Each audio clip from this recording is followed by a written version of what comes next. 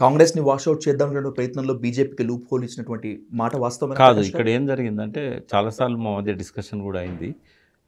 అప్పుడేంటంటే కొన్ని బిల్స్ పార్లమెంట్‌లో పెట్టినప్పుడు హ్మ్. అమిత్ షా ఫోన్ చేయడం, ఈయన దాన్ని సమర్థించడం ఇవి జరిగినాయి. అయితే ఒక బిల్లు విషయంలో నేను చాలా వ్యతిరేకించా. ఓకే. దీన్ని మనం సమర్థించొద్దు అనంటే కొన్ని స్టేట్‌కు సెంట్రల్‌కు మధ్యలో ఆ రిలేషన్ దెబ్బతినకూడదు. ఇప్పుడు మనం గనుక బిల్స్‌ని సపోర్ట్ చేయకపోతే వాళ్ళు మనకు సపోర్ట్ ఇవ్వరు గవర్నమెంట్‌కి. ఫండింగ్ ఆపుతారు. డెవలప్‌మెంట్ ఆగిపోతది. కాబట్టి కొన్ని నష్టాలు ఉంటాయి మనకు. అయినా కూడా ఒక బ్రాడర్ పర్స్పెక్టివ్‌లో స్టేట్ సెంట్రల్ రిలేషన్స్‌ని దృష్టిలో పెట్టుకున్నప్పుడు మనం తప్పనిసరి మద్దతు ఇవ్వాలి అని చెప్పి కేసీఆర్ గారు మద్దతు ఇచ్చారు ఆ బిల్లుకు. అయితే వాస్తవంగా ఏందంటే వ్యక్తిగతంగా కేసీఆర్ గారికి, మోడీ గారికి మధ్యలో ఎటువంటి అవగాహన లేదు. కేవలం ముఖ్యమంత్రిగా, ప్రధానమంత్రిగా మాత్రమే ఉన్నది.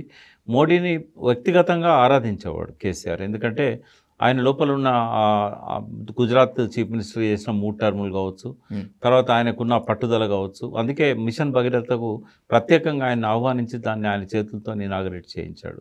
తర్వాత మోడీ గారికి ఎన్నో సలహాలు కూడా కేసీఆర్ గారు ఇచ్చేవాడు. ఆయన కూడా పాజిటివ్‌గా తీసుకునేవాడు. అయితే ఎక్కడ బెడిసింది అనేది చాలామందికి తెలియదు. హ్మ్. రెండవ టర్ము స్టార్ట్ అయిన తర్వాత ఏమైందంటే పార్లమెంట్ ఎలక్షన్స్ వచ్చినాయి. అప్పుడు ఒక 6 నెలల ముందు అసెంబ్లీ ఎలక్షన్స్‌కి పోయారు.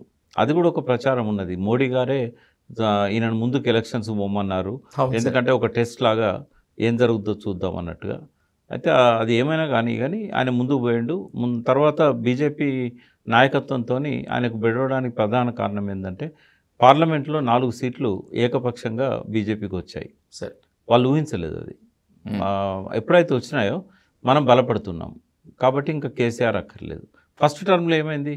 అక్కడ ఆంధ్రలో తెలంగాణ నుంచి మురళీధరరావు గారిని తీసుకుపోయి ఆంధ్రాకి ఇన్ఛార్జ్ పెట్టి, ఆంధ్రలో ప్రత్యామ్నాయ రాజకీయ పార్టీగా ఎదగాలనే ఒక ప్రయత్నం అక్కడ చేసింది. హ్మ్.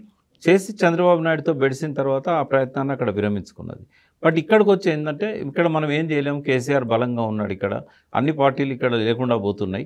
కాబట్టి ఇంకో 10 ఏళ్ల దాకా మనం కేసీఆర్‌ని కదిలేయలేము అనే ఒక ఆలోచన వాళ్ళ లోపల ఉండే. అందుకే వాళ్ళు ఫస్ట్ 5 ఏళ్ళు బీజేపీని బలోపేతం చేయడానికి ఎటువంటి ప్రయత్నం ఇక్కడ చేయలేదు.